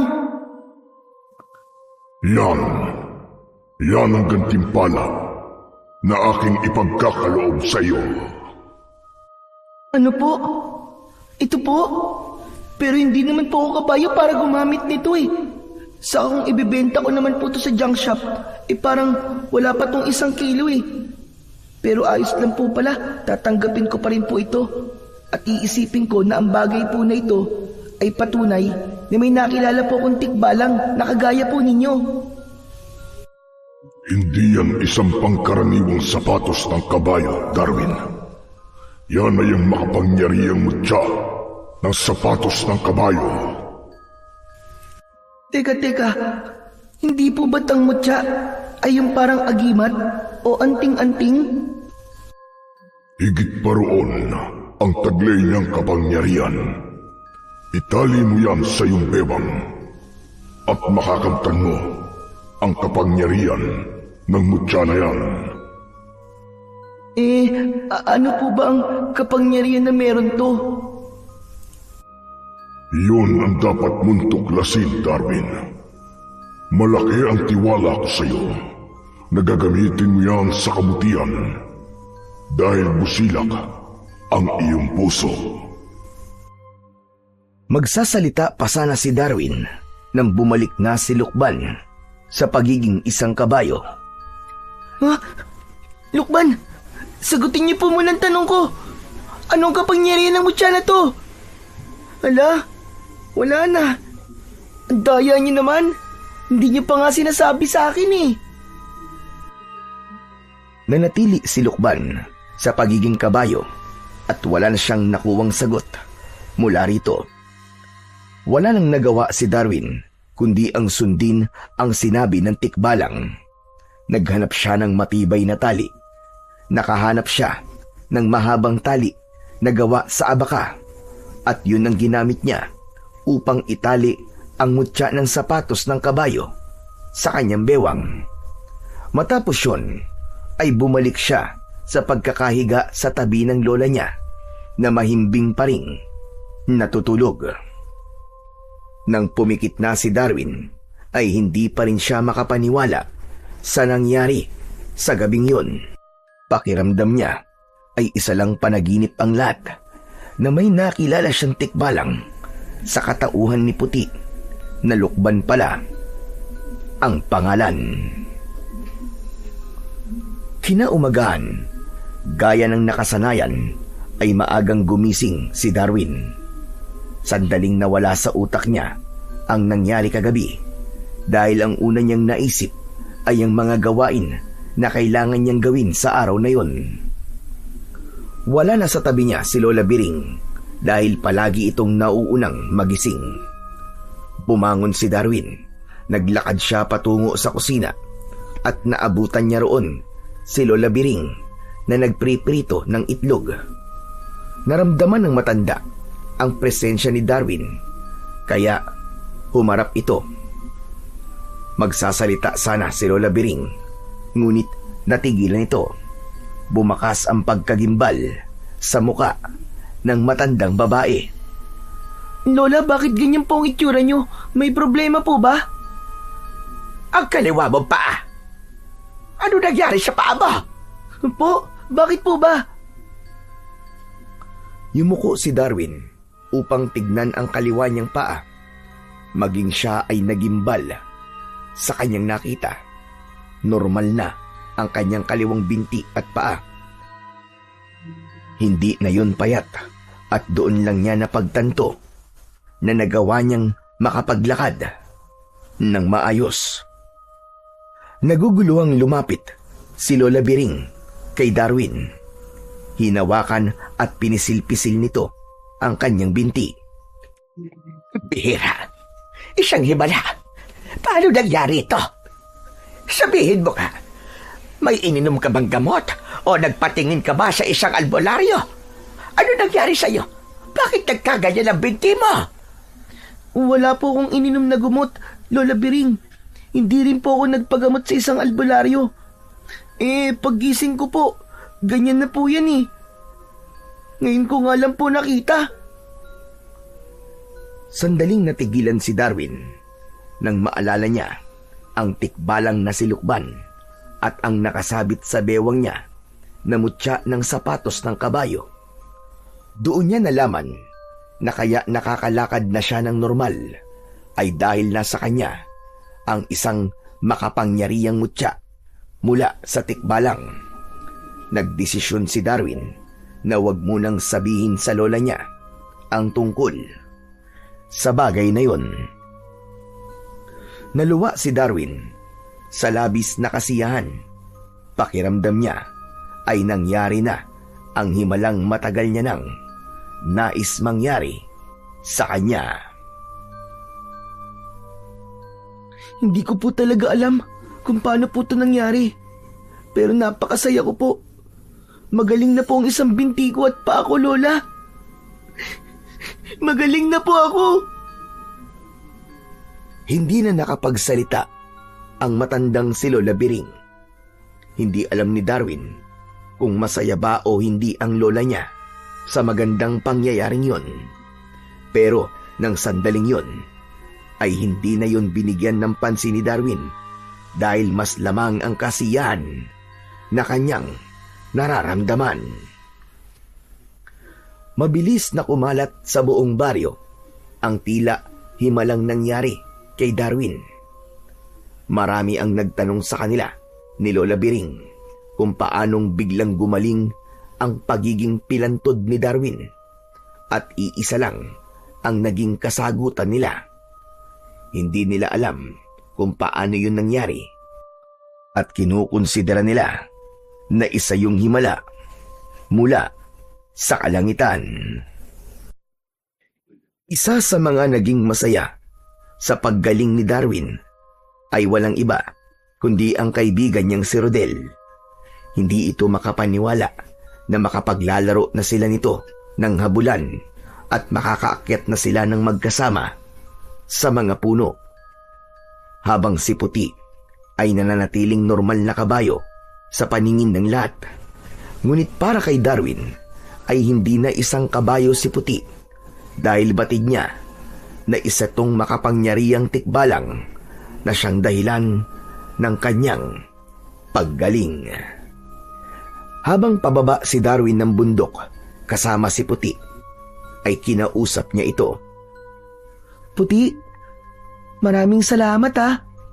Kasi ipinagkaloob mo sa akin ng mutya ng sapatos ng kabayo. Sa totoo lang, hindi ko na inisip na darating ang araw na makakalakad ako ng normal eh. Ganito pala ang pakiramdam kapag walang problema ang mga paa at binti, no? Grabe, napakadaling makapunta sa mga lugar na gusto kong puntahan. Hindi ako nahihirapan maglakad. Hindi nangangalay yung isa kong paa. Nagulat si Darwin nang nag-anyong tikbalang si Puti. Tumapon ang mga gulay dahil doon. Hala, Puti, bakit ka naman na ganyang tikbalang nang wala ka man lang pasabi? Tignan niyo po. Lagot, kumalat na ang mga gulay. Tepok ako nito kay Lola. Paumanhin. Ngunit nais lang kitang makausap sa pagkakataong ito. Masaya ko na masaya ka sa gantimpalang ipinagkaloob ko sa iyo. Opo, sobrang saya ko po talaga. Hindi niyo na po alam. Hindi po kasi ako makapaniwala na makakalakad pa ako ng normal eh. Karapat-dapat ka sa gantimpalang yan. Ganyan ang nararapat sa mga kagaya mo na may mabubuting puso. Ngunit, nais ko lang ipaalam sa iyo na hindi lang ang paggaling ng iyong kapansanan ang kayang gawin ng mutya ng sapatos ng kabayo. Talaga po? Ano pa po? Pwede po bang sabihin niyo muna sa akin kasi baka bumalik na naman kayo sa pagiging kabayo nang hindi pa po nasasagot ang tanong ko, kagaya po nung una. Batid ko ang hindi magandang nangyayari sa inyong baryo ngayon. Alam ko na may isang aswang ang naghahasik ng lagim at ramdam ko ang takot mo at ng mga kababaryo niyo sa nilalang na yon. Tama po kayo. Nakakatakot po kasi wala kaming proteksyon ni Lola mula sa aswang. Hindi po kasi naniniwala si Lola sa aswang, kaya hindi po siya nagsasaboy ng asin sa paligid ng bahay namin. Ang asin ay pansamantalang proteksyon lamang sa aswang. Ngunit tandaan mo, Darwin, ang pinakamalakas na proteksyon laban sa aswang ay nasa iyo na. Ang mutya po ba ng sapatos ng kabayo ang tinutukoy nyo? Tama ka. Magagamit mo yan sa pakikipaglaban sa aswang na yun, Darwin. Ano po? Bakit kailangan ko pong makipaglaban? Hindi po ako marunong makipaglaban, lalo na po sa isang aswang. Kaya mo, Darwin. Lalo na't nasa iyo ang isang makapangyarihang mutya. Maniwala ka lamang sa iyong sarili at ako na ang nagsasabi sa iyo na magagawa mo ang mga bagay na akala mo ay hindi mo kaya. Pero Lukban, Hindi na nagawang tapusin ni Darwin ang kanyang sasabihin dahil sa isang kisap mata ay naging puting kabayo na muli si Lukban. Alam niya na kahit na anong tanong ang gawin niya ay wala na siyang makukuwang kasagutan mula sa tikbalang, kaya inayos niya na ang mga nagkalat na gulay. Ibinalik niya ang mga yon sa tiklis at saka sila muling naglakad ng kabayo pababa sa bundok. Simula nang malaman ni Darwin na magagamit din niya ang mutya ng sapatos ng kabayo sa pakikipaglaban sa aswang, ay nagkaroon siya ng takot. Palagi niya kasing iniisip na sa kabila ng pagkakaroon niya ng makapangyarihang mutya, ay hindi naman niya alam kung paano yun gamitin pagdating sa pagprotekta sa kanyang sarili at sa ibang tao.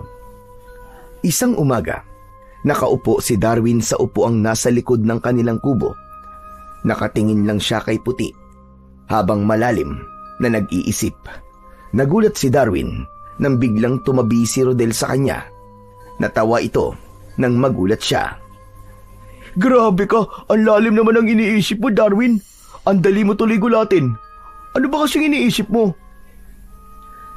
Yung mga nangyayari sa akin sa mga nakalipas na araw. Hindi pa rin kasi ako makapaniwala na nakakalakad na ako ng maayos ngayon. Alam mo, nagtataka rin ako kung paano ka gumaling eh. Umamin ka nga sa akin.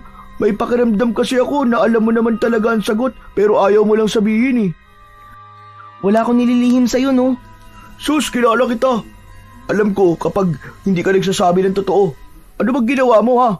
Siguro ikaw, nakipagkasundo ka sa demonyo, no? Uy, grabe ka naman sa akin. Kahit gusto kong makalakad, hindi ako makikipagkasundo sa demonyo, no? Eh, ano nga ba kasing dahilan kung bakit gumaling ka? Sabihin mo na kasi. Hindi mo talaga ako titigilan hanggat hindi ko sinasabi sa'yo, no? Hindi talaga. Kaya kung ako sa'yo, sabihin mo na ngayon sa akin. Sige ka. Kahit hanggang mamayang gabi, hindi talaga ako aalis dito. Oo na nga, sasabihin ko na sa'yo. Kailangan ko rin kasi ng may mapagsasabihan nito eh. Pero mangako ka sa akin, Rodel ha. Mangako ka na wala kang pagsasabihang iba sa mga nalalaman mo sa akin. Oo, sige, pangako. Wala akong pagsasabihan na kahit na sino. Kahit kay nanay at tatay, hindi ko sasabihin. Sige, sasabihin ko na sa'yo. Ang totoo niyan, si Puti ang may kagagawan kung bakit nakakalakad na ako ngayon ng maayos. Ano? Paano si Puti? Hindi ba kabayo lang naman siya? Yun ang akala mo. Pero hindi talaga kabayo si Puti. Isa siyang tikbalang na ang pangalan ay Lukban. Ipinagkaloob niya sa akin ng mutya ng sapatos ng kabayo na kapag nakatali sa bewang ko ay nakakalakad ako ng normal. Sandaling tumayo si Darwin. Itinaas niya ang kanyang damit upang ipakita rito ang mutya ng sapatos ng kabayo na nakatali sa bewang niya. Wow! Ang astig naman yan! Ganyan lang ba ang reaksyon mo? Hindi mo ba ako tatawanan kasi hindi ka panipaniwala ang mga sinabi ko sa'yo? Wala naman ako magagawa kundi ang maniwala kasi na sinabi mo eh. Pero totoo kasi ang mga mutya. Yung namatay kong lolo, meron din siyang mutya kaya napakahaba ng buhay niya eh. Nagsawa na nga lang yata siyang mabuhay eh, kaya itinapon na lang niya yung mutya. Tapos, doon siya nagsimulang manghina hanggang sa mamatay na siya. Pero natatakot kasi ako sa isa pang kayang gawin ng mutya na meron ako eh.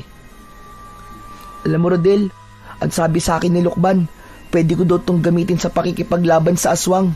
Ito raw ang magiging proteksyon ko. Talaga? Ano namang nakakatakot dun? Ayaw mo ba nun?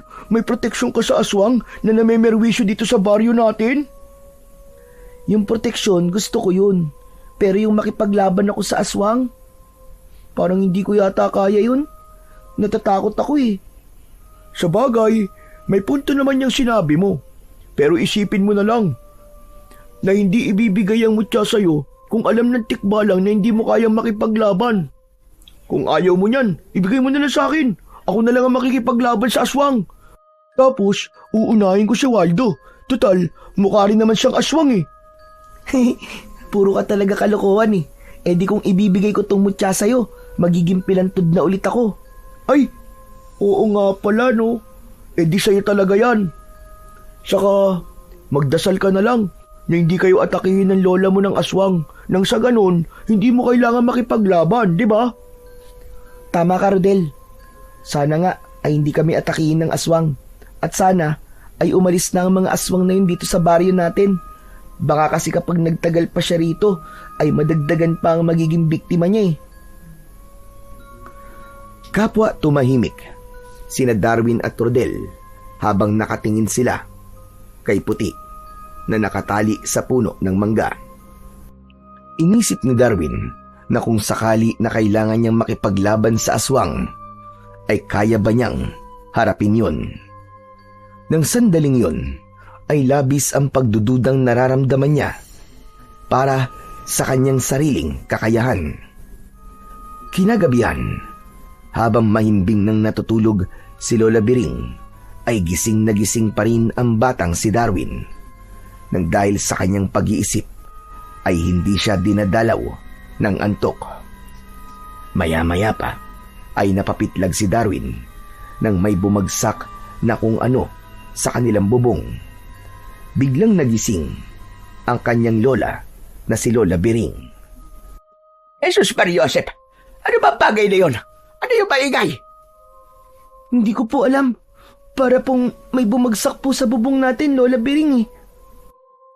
Ako, Diyos ko po, baka magnanakaw na yun ah. Humanda siya sa akin. Hindi siya uubra kahit matanda na ako. Tatagpasin ko talaga ang leg niya. Sandali nga. Lola Biring, ano pong gagawin niyo? Ay ano pa ba? Lalabas ako at ipapakita ko sa magnanakaw na yon na malimbahay ang napili niyang pasukin. Lola, wag na po kayo lumabas. Baka mamaya po aswang yun eh. Tigilan mo na nga ako sa kakaaswang-aswang mo. Tumigil ka. Sinabi lang hindi totoo mga aswang. Dito ka lang, huwag kang aalis. At kahit talo mangyari, ay huwag na huwag kang lalabas ng bahay. Nagkakaintindihan ba tayo? Pipigilan pa sana ni Darwin si Lola Biring, Pero bumangon na ang matanda. Nagtungo ito sa kusina at kinuha ang matalas na itak na nakasabit sa dingding. Matapos yun, ay lumabas na nga si Lola Biring ng bahay. Maya-maya pa ay narinig ni Darwin ang matapang na pagsigaw ng kanyang lola. Hoy! Ikaw! Kung sino ka bang nandyan sa bubong ng bahay namin, ay bumaba ka rito! Harapin mo ako! Huwag kang tuwag! Siraulo ka! Tignan natin kung umubra ka sa itak ko! Madali ka! Bumaba ka dyan! At harapin mo ako! Hindi ako natatakot sa'yo! Bumaba ka dyan! Huwag kang duwag! Hindi nagtagal ay narinig ni Darwin ang malakas na sigaw ni Lola Biring. Ngunit sa pagkakataon na yon ay humihingi na yon ng saklolo. Aray ka! Bitiwan mo akong hayop ka! Bitiwan mo ako! Hindi mo ako mapapatay! Tulungan niyo ako mga kapitbahay! Tulungan niyo ako! Tulungan niyo ako! Naku po, Diyos ko! Si Lola Biring! Nagmamadaling lumabas si Darwin sa bahay nila. Labis siyang nagimbal nang makita niya na isang nakakatakot na nilalang ang nasa ibabaw ni Lola Biring. Isang nilalang na may mabalahibong katawan. Matutulis ang mga kuko. Parang patalim ang mga pangil at pulang-pula ang mga mata. Umaangil ang nilalang na parang isang mabangis na hayop na gutom na gutom. Agad na napagtanto ni Darwin na hindi magnanakaw ang nasa bubong ng kanilang bahay, kundi isang mapaminsalang aswang. Malakas na napasigaw si Lola Biring nang kagatin ito ng aswang sa balikat. Nakita ni Darwin ang itak na nalaglag sa lupa. Nang nakapagdesisyon siya na tulungan ang kanyang lola, ay naramdaman niya ang bahagyang pag-init ng mutya ng sapatos ng kabayo na nasa kanyang bewang. Isang kakaibang enerhiya ang gumapang sa buo niyang katawan. Tila may maliliit na boltahe ng kuryente ang pumasok sa kanyang mga ugat hanggang sa bawat himaymay ng kanyang laman. Bigla siyang nagkaroon ng lakas ng loob at tapang. Tumakbo si Darwin at kinuha niya ang itak. Hayop kang aswang ka! Pakawalan mo ang lola ko! Agad na itinarak ni Darwin ang itak sa likod ng aswang. Kasabay ng pagsigaw ng aswang ay ang pagsirit ng dugo nito sa likod. Galit na humarap ang aswang kay Darwin. Napaatras siya ng bahagya, pero hindi siya tuluyang tumakbo palayo. Hanggang sa unti-unting lumapit ang aswang kay Darwin. Parang gustong-gusto na siyang kainin. Darwin! Ano pang ginagawa mo? Bilisan mo! Iligtas mo na ang buhay mo! Tumakbo ka na sa loob ng bahay! Pabayaan mo na ako dito! Hindi po, Lola! Hindi ko po kayo susundin sa pagkakataong to! Hindi ko po kayo pababayaan! Haharapin ko po ang aswang na yan! Hindi po ako natatakot sa kanya! Kailangan ko po siyang labanan at patayin! Biglang sumugod ang aswang kay Darwin. Mabilis siyang yumuko nang akmang kakalmutin sana siya nito. Pakiramdam niya ay may kung anong sumanib sa kanya na siyang nagpapagalaw ng kusa sa kanyang katawan. Sa pagyukong yun ni Darwin ay itinarak niya ang itak sa tiyan ng aswang. Umalingaw-ngaw ang sigaw ng aswang sa buong paligid.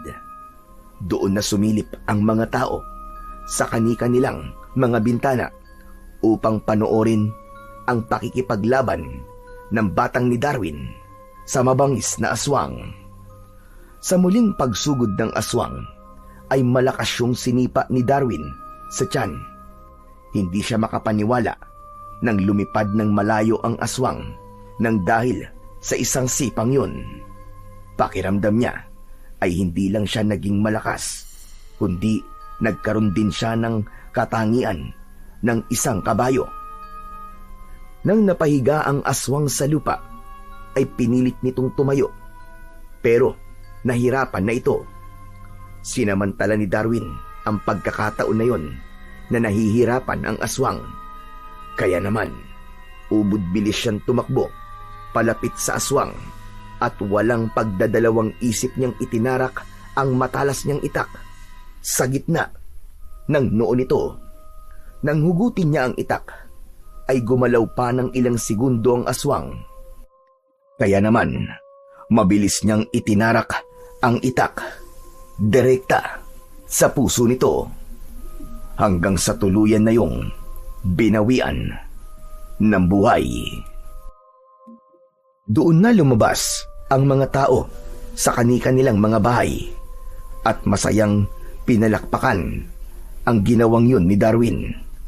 Bakas sa mukha ng mga yon ang pagkamanga, habang ang iba naman ay hindi makapaniwala na ang dating batang pilantod at inaasar-asar lang at laging sinasaktan ay siya palang tatapos sa buhay ng aswang.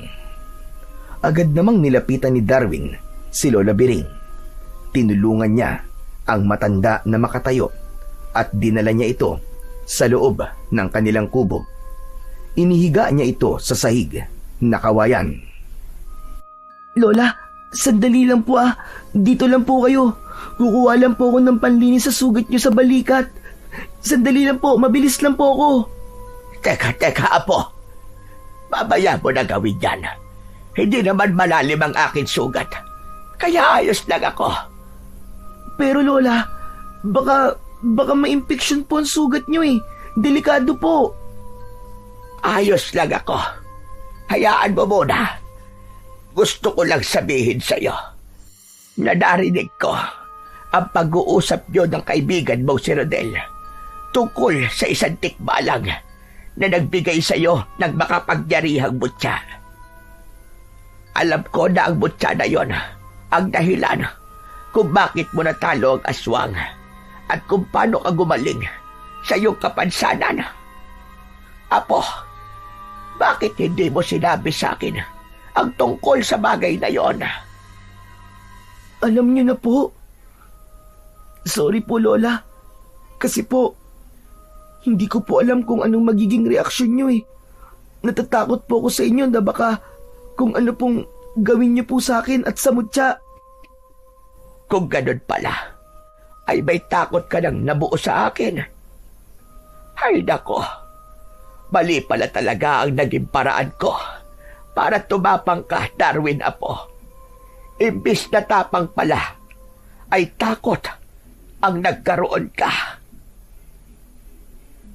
Po, ano po bang ibig niyong sabihin, Lola Biring? Hindi ko po kayo maintindihan eh. Ang totoo niyan, apo.